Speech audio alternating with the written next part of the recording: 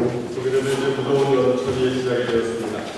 저희 학교가 방학을 하고 여름철 기간 동안 이리저리 방문을 하고 다녀야 될 성도들이 많이 있습니다. 그래서 늘 여름철이 되면은 여름 특집으로 말씀을 전했습니다. 오늘부터는 여호수아서의 말씀을 가지고 8월까지 여름 특집으로 주일마다 말씀을 묵상하도록 하겠습니다. 오늘 아침에 읽은 이 여호수아의 말씀을 묵상할 때마다 저는 늘 구원이라는 단어, 구원이라는 개념을 다시금 새겨보게 됩니다. 구원이라는 것은 어떻게 설명할 수 있습니까? 저는 구원이라는 것을 이렇게 설명하고 싶습니다.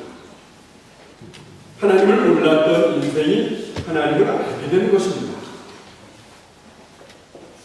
전에는 하나님을 몰라서 내 마음대로 산다고 했지만 사실은 기쁨이 없는 삶이었습니다.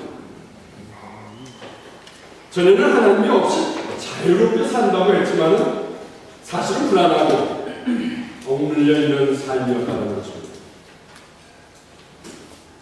근데 그렇게 내 마음대로 살던 인생이 하나님을 주인으로 모시면서 하나님을 알아가면서 달라진 삶을 살게 되었다는 것입니다.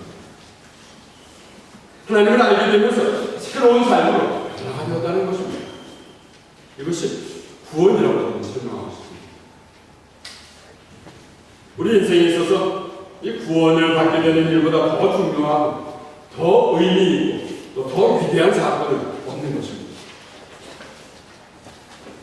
그런데 이미 구원을 얻은 사람들에게 있어서 이 구원이라는 것이 이제 더 이상 최고의 목표는 아닙니다. 구원이라는 것은 새로운 삶의 출발에 불과한 것입니다. 구원을 받고 죄에서 해방되었다는 것이 전부 다가 아니라는 것입니다. 구원받은 사람의 삶의 목표는 계속해서 그 구원을 허락하신 하나님의 기쁨이 되는 삶을 살아야 하는 것입니다.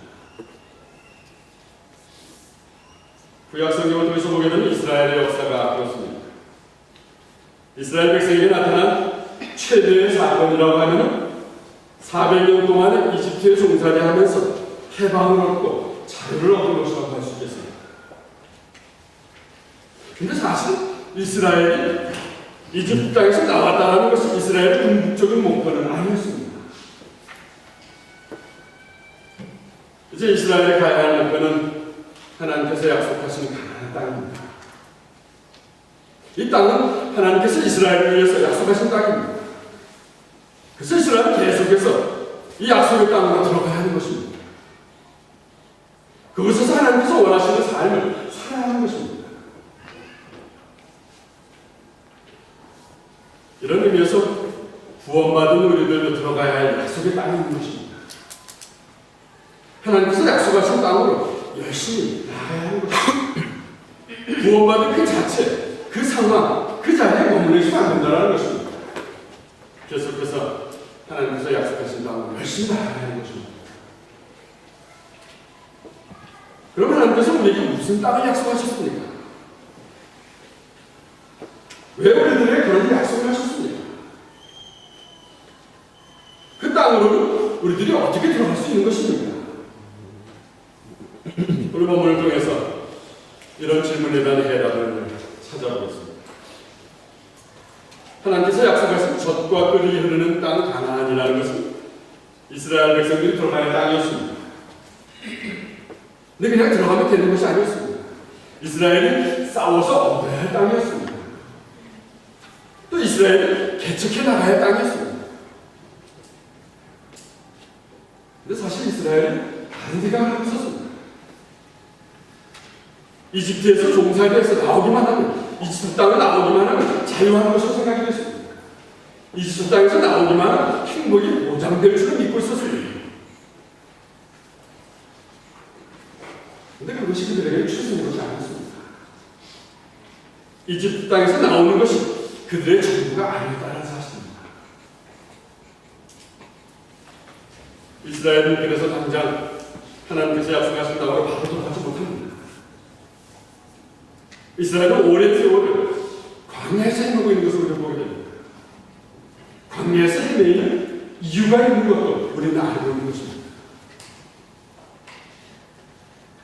이런 이스라엘 모습이 참 답답하고 어리석은 모습으로 우리에게 비추어집니다. 그럼 오늘날 우리들의 모습은 어떻습니까? 우리들도 죄에서부터 자유함을 얻었습니다. 예수님의 이름으로 구원함을 얻었습니다. 이스라엘이 이집트에서 해방된 것 같이 자유함이 우리에게 주어진 것입니다. 하나님께서 나를 용서하신 용서의 체험을 우리는 했습니다. 그래서 우리 모두가 하나님의 자녀가 되었습니다.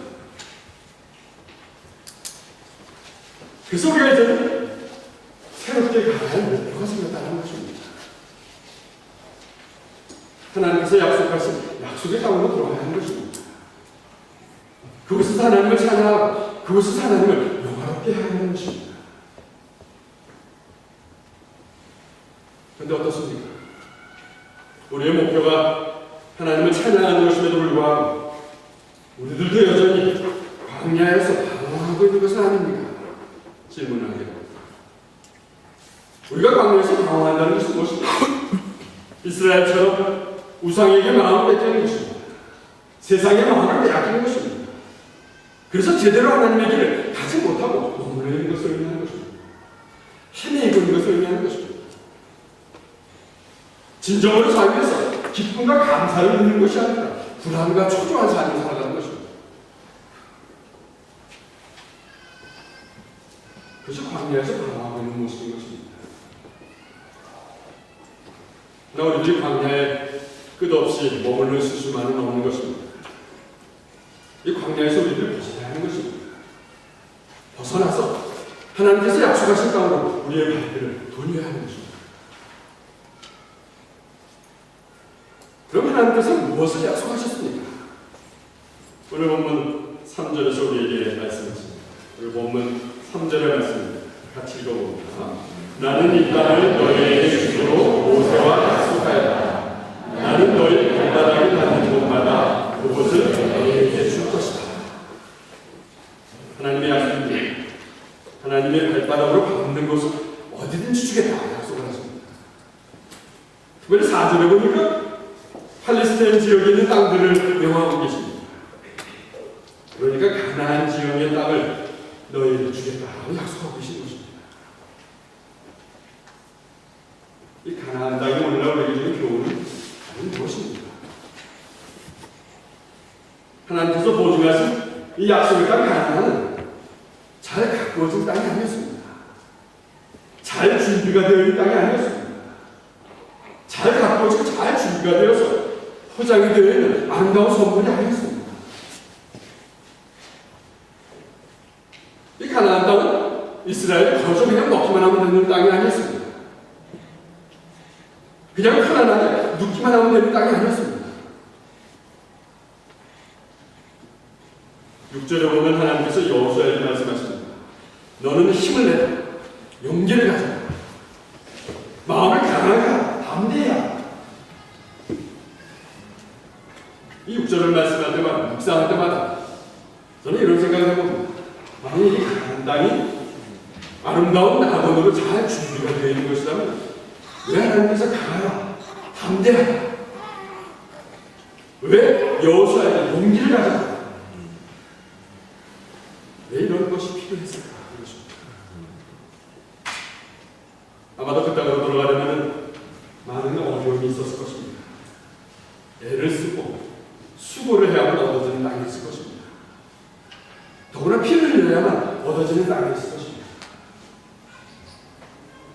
그래서 하나님께 강조하십니다. 힘을 내라, 용기를 가져라, 마음을 강하게 하라, 담대히 하라. 그렇습니다. 하나님께서 약속하신 가나안 땅은 완성된 멋진 작품으로 이스라엘에게 주어진 것이 아니었다는 사실입니다. 하나님께서 약속하신 가나안 땅은 눈물을 흘려야 합니다. 땀을 흘려야 합니다. 그리고 수고를 통해서 완성되어진 땅이었습니다. 또 하나님께서 약속하신 가나안 땅은 하나님과의 올바른 관계 속에서 풍성한 땅으로 변화되는 땅이었습니다. 가만히 생각을 해봅니다. 하나님께서는 이 가나안 땅을 젖과 꿀이 흐르는 땅이라고 약속하셨습니다. 그런데 땀을 흘려야 합니다. 전쟁을 치러야 합니다. 그렇다면 누가 그 땅을 기도하겠습니까? 누가 그 땅을 차지하려고 하겠습니까? 그 땅에 누가 들어가려고 하겠습니까? 그러나 하나님께서는 이스라엘이 가나안 땅에서 전쟁을 치르는 것이 어려운 것을 아십니다. 이스라엘이 전쟁을 치른다는 것이 힘든다는 것을 분명히 알고 계신 것입니다. 그래서 이스라엘을 절망 가운데 두지 않으셨습니다. 하나님께서는 그래서 오늘 본문 5절 이하에 보니까 이스라엘에게 이제 세 가지 약속을 하십니다. 오늘은 이 세 가지 하나님의 약속을 묵상하면서 우리의 삶에 적용합니다. 먼저 하나님께서는 이스라엘과 함께 하겠다 약속을 하십니다. 오늘 본문 5절의 말씀입니다. 같이 읽어봅니다. 내가 모세와 함께 했던 것처럼 너와도 함께 할 것이며 내가 살아있는 동안에는 너를 막을 사람이 아무도 없을 것이다. 나는 너를 떠나지 않을 것이며 결코 너를 홀로 내버려두지 않을 것이다. 하나님께서 약속하십니다. 내가 모세와 함께 했던 것처럼 너와 함께 할 것이다. 모세는 지금 없지만 내가 모세와 함께 했던 것처럼 너와 함께 할 것이다. 그럼 하나님께서 모세와 어떻게 함께 하셨습니까? 우리가 잘 아는 대로 이 모세는 처음부터 그렇게 유능한 지도자가 아니었습니다. 모세는 하나님께서 지도자로 세우시셨죠. 그 하나님의 말씀을 변명을 합니다. 저는 못합니다. 저는 입술이 둔합니다. 저는 도저히 이 이스라엘 백성들을 설득할 수가 없습니다. 그때 하나님께서 모세에게 이렇게 말씀하십니다. 출애굽기 4장 11절의 말씀입니다. 같이 읽어봅니다. 여호와께서 모세에게 말씀하셨습니다. 누가 사람의 입을 만들었느냐? 누가 말을 못하는 자를 만들고 듣지 못하는 자를 만드느냐? 누가 앞을 보지 마라 앞을 보지 못하는 자를 만드느냐? 나 여호와가 아니느냐? 그렇습니다. 하나님께서 입을 만드셨습니다. 하나님께서 말하게 하십니다. 그런데 무엇이 문제가 되겠느냐? 하나님께서 함께 하신다면 무엇이든 가능하다는 것입니다. 여호수아의 표현이라 내가 모세와 함께 했던 것처럼 너와 함께 할 것이다.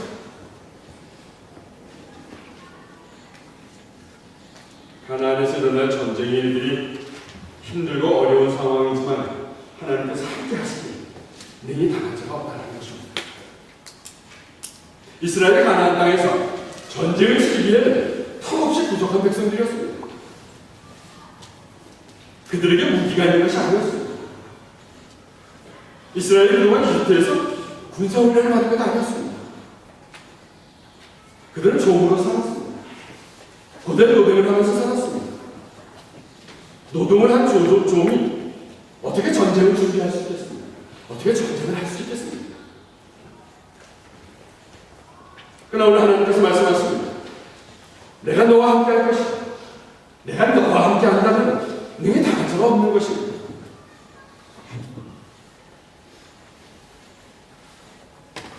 지금 여러분들이 살고 있는 이 삶의 현장이 그렇습니다.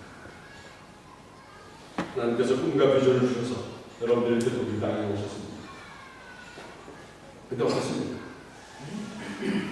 이곳이 여러분들이 지내기에 그저 아름답고 좋은 곳이긴 합니다.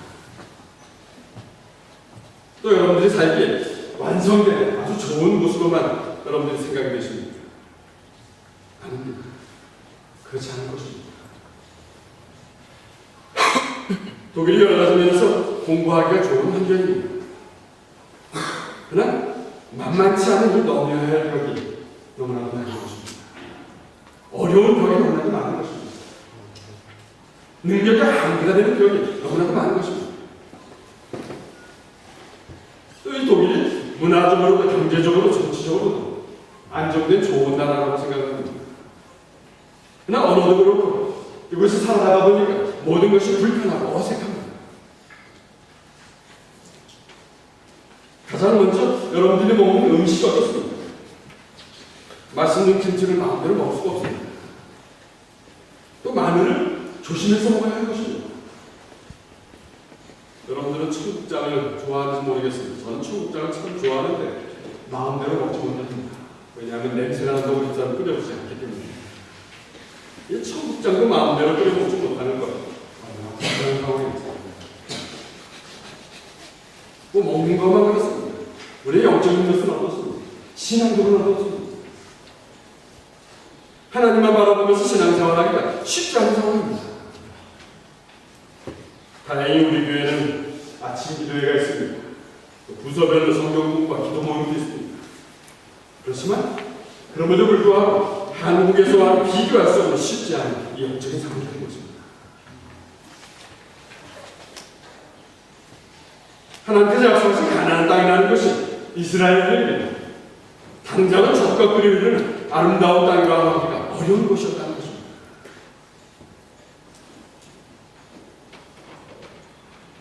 하나님께서 왜 이런 여러 가지 불편한 상황에 이스라엘을 보내셨습니까? 하나님께서 왜 이런 불편한 이 땅으로 우리를 오게 하셨습니까? 한 가지 분명한 것은 훈련이라는 단어입니다. 하나님이 이스라엘을 훈련시키기 위해서 그들을 보내는 거죠. 하나님 우리를 훈련시키는 하나님이라는 사실입니다. 훈련을 잘 시켜서 견고한 그릇을 큰 그릇으로 사용하시는 것입니다. 그런데 그 훈련의 상황이 쉽지만은 않다는 것입니다. 그래서 불안하고 그래서 초조할 때에 하나님께서 말씀하십니다. 내가 너와 함께 할 것이다. 내가 너를 버리지 않을 것이다. 포기하지 않을 것이다. 그렇습니다. 하나님께서 함께 하신다고 약속하셨기에 우리도 두려움 없이 약속에 따르고 나아갈 수 있는 것입니다.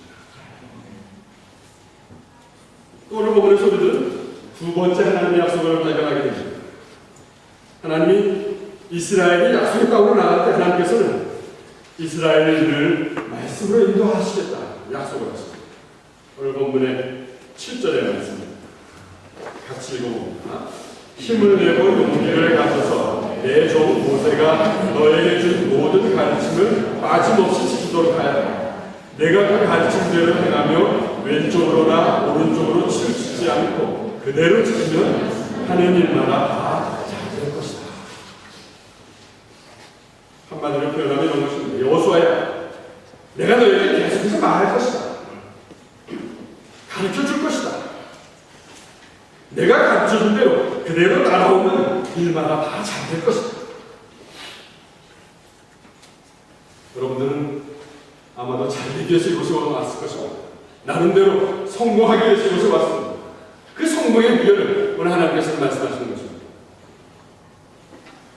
내가 너에게 계속해서 말씀한다. 내가 너에게 계속해서 가르쳐줄 것이다. 그것을 따라라. 실제적으로 출애굽기에 보면은 이렇게 기록이 되어 있습니다. 출애굽기 17장 14절 전반절의 말씀입니다. 같이 읽어봅니다. 그때 여호와께서 모세에게 말씀하셨습니다. 이 싸움에 관한 일을 책에 써서 사람들이 잊지 않도록 하여라. 그리고 여호수아에게도 꼭 일러주라. 하나님께서 모세에게 말씀을 기록하고 싶다는 사실. 특별히 싸움에 관한 일을 책에 써서 전하라 명령을 했습니다. 이 싸움에 관한 일이라는 것은 하나님의 작전 명령과 같은 것입니다. 전쟁을 치를 능력이 없는 이 이스라엘에 하나님께서 작전을 주시겠다는 것입니다. 또 그것을 여호수아에게 들려주라 명령하십니다. 그래서 여호수아가 하나님의 작전으로 지혜를 얻고 있습니다.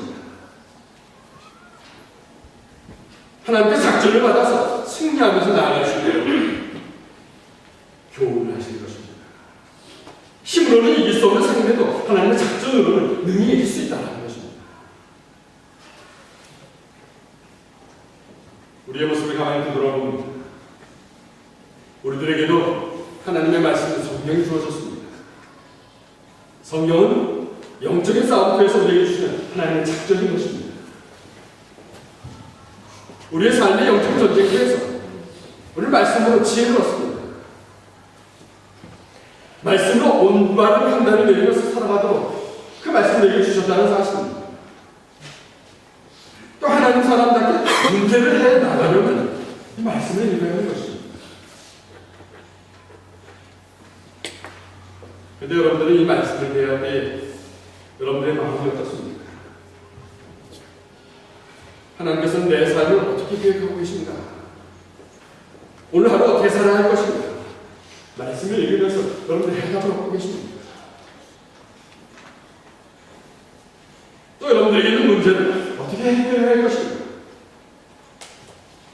여러분들에게 밀려오는 걱정들, 염려들 어떻게 처리해야 될 것입니까? 여러분들 말씀을 읽을 때 이런 기대를 가지고 말씀을 하십니다. 그리고 말씀을 읽을 때 나에게 한 말씀입니다. 감동을 받고 확신을 갖게 됩니다. 오늘 하나님께서는 말씀으로 인도하시겠다고 약속하십니다. 세상 만물을 만드시고 그 세상을 다스리는 하나님께서 말씀으로 인도하시겠다고 약속하십니다. 그 하나님께서 지금 두려워하지 말라고 말씀하십니다. 이 하나님의 음성이 여러분들에게 들려주십니다. 누구든지 이 하나님의 음성을 듣고 나아갈 때 하나님께서는 능히 하나자 없는 능력으로 함께 하신다고 약속하십니다. 오늘 본문에서 마지막으로 발견되는 약속의 말씀입니다. 오늘 본문 8절의 말씀입니다. 같이 읽어봅니다. 언제나 율법책에 쓰여 있는 것을 입에서 떠나지 않게 한마디로 손에내가 읽어라. 그리하여 거기에 쓰여 있는 모든 것을 잘 지킬 수 있도록 하라. 그러면 내가 하는 일이 다 잘 되고 또 참 놀라운 약속이었습니다. 하나님께서 이스라엘이 약속의 땅으로 나아갈 때 말씀을 잘 지킨다면 하는 일이 다 잘 되고 다 성공할 것이라고 약속합니다. 말씀을 잘 지킨다는 것은 무엇입니까? 저는 말씀을 잘 지킨다는 것은 하나님을 신뢰한다는 것입니다. 말씀을 잘 지킨다는 것은 하나님을 살아계십니다. 믿고 따르는 것입니다. 그렇게 말씀을 잘 지키는 이스라엘을 하나님께서 실패하지 않게 또 실패하게 그냥 놔두시지 않는다는 것입니다. 말씀을 잘 지킨다면 하는 모든 일이 잘 되고 성공하고 도와주는 하나님의 사실입니다. 하나님께서는 지금도 우리에게 말씀하십니다. 내가 너와 함께 할 것이다. 내가 너에게 날마다 작전을 줄 것이다. 내가 너에게 주는 작전으로 날마다 지혜를 얻게 될 것이다. 그래서 내가 가야 할 길을 알게 될 것이다. 이 하나님의 약속의 음성을 듣고 거부할 수가 있다면 여러분들이 서 있는 이 땅은 더 이상 삭막한 땅이 아닐 것입니다. 여러분들의 영의 귀가 열리고 여러분들의 영의 눈이 활짝 뜨여져서 이 하나님의 약속의 말씀을 듣고 하나님을 바라볼 수만 있다면 그동안 여러분들에게 황량하게 느껴졌던 이 땅도 젖과 꿀이 흐르는 땅으로 바꾸면서 살아갈 수 있다는 것입니다. 거기에 소망이 있는 것입니다. 사랑하는 여러분, 오늘 하나님께 주신 메시지는 무엇입니까? 하나님께서 이스라엘에게 약속하신 가나안 땅은 처음부터 젖과 꿀이 흐르는 땅이 아니었습니다. 이스라엘 살기에 처음부터 완성된 땅이 아니었다는 것입니다. 우리 이스라엘은 가나안에 들어가자마자 전쟁을 치러했습니다. 땀을 흘려야 했습니다. 피를 흘리는 끔찍한 수고를 해야만 했습니다.